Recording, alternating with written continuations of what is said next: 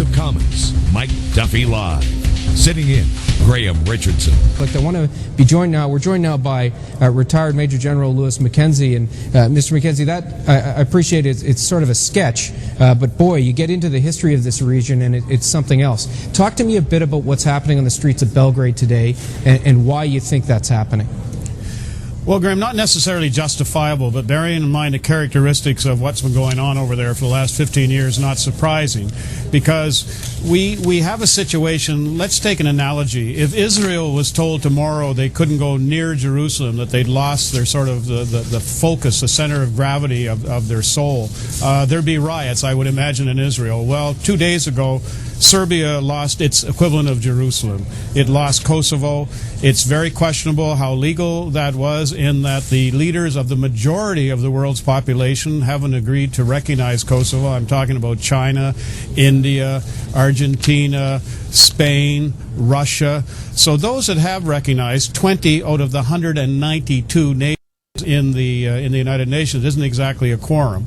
And I think myself, having covered the bombing campaign when I was in Belgrade for CTV along with Tom Clark, the attack on the American embassy today was undoubtedly an attack on Madeleine Albright, who is just the devil incarnate as far as the Serbs are concerned, because she bought into the setup at the Racak massacre, which was a staged event by the KLA, and that actually ended up dictating Rambouillet and the NATO bombing campaign, which, according to at least 50% of international lawyers, was illegal also. So there's a lot of pent-up emotion over there right now. I can see that, and I want to ask about there have been questions about why Canada has hesitated. Are you suggesting there's a right and a wrong here in terms of recognition of Kosovo, and Canada is so far on the right side of this?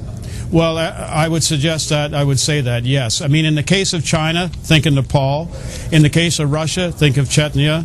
In the case of Russia, Chechnya. In the case of Spain, think of the Basques. In the case of India, think of Kashmir. The Palestinians are already talking about declaring themselves independent. A couple of days ago, I predicted, unfortunately, what seems to be coming to pass. The northern part of Kosovo, from Mitrovica up, where the 156 monasteries used to be before they were burnt by the Kosovars during the last few years, they're forming a parallel government. They'll probably secede from Kosovo. How ironic is that? And join Mother Serbia. The Republic of Srpska in Bosnia, which I'm quite familiar with after the Dayton Accord.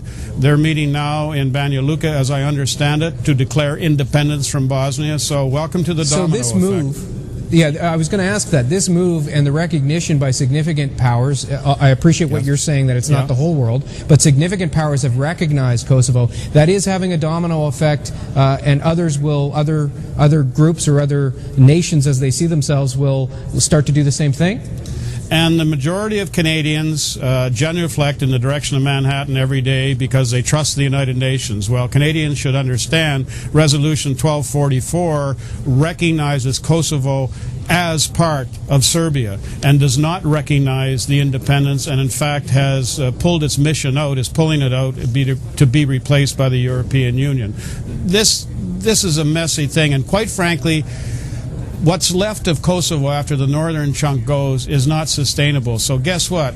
2 days ago, when the Kosovars were celebrating their independence, they didn't wave their own flag. They waved the flag of Albania. They will be joining Albania and Greater Albania and giving themselves access to the sea. So this is probably the greatest domino effect in my lifetime. Is this... I'm reluctant to ask you to characterize something on the fly, but is this pardon the phrase, a one-off? Or does this say something larger? Are we going to be talking about Serbia now for many months, given what's happened today? I don't think so. I think there's some steam being let off. I don't think the government probably intended this. There's all kinds of suspicion the police didn't intervene fast enough. But the fact is, this was a government called for demonstration. I would imagine some of them got carried away. Doesn't surprise me. It's a shame, because people are going to say, oh, there go the Serbs again, doing this. Well, it's been probably one of the worst days, if not the worst day in the life of any Serb who's living today, when it happened 2 days ago, the independence. Lewis Mackenzie, appreciate your perspective on a very complicated part of the world. Thanks for being with us today. My pleasure, Graham.